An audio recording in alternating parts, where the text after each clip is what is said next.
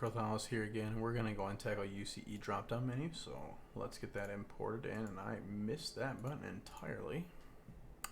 Dropdown Menu and import.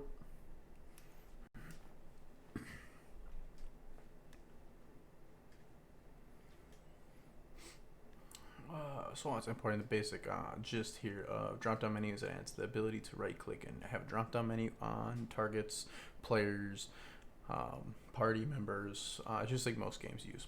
So let's go ahead and get that README open. Open that. All right, cool. So we don't have any core changes requirements, and all you have to do here is a very simple task of taking these bad boys in. Collapse this from last time. Take these in and just drop them on your canvas. They'll be on the very top layer. That's fine. Save. And collapse too far. We can collapse down the canvas, save that out again, and hit play.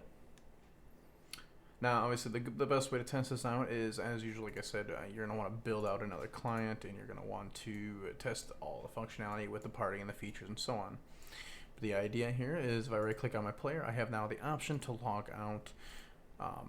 If you were in a party, you'll have some other options here to like leave the party and so on, just like you normally would. If you go on one of the regular monsters, they don't have any options, so it doesn't do anything. But if you were another player and you were to click on them, it'll ask if you want to invite them to a party, or if you have like our friends add-on, then it'll ask if you want to add them to your friends list, and so on and so forth.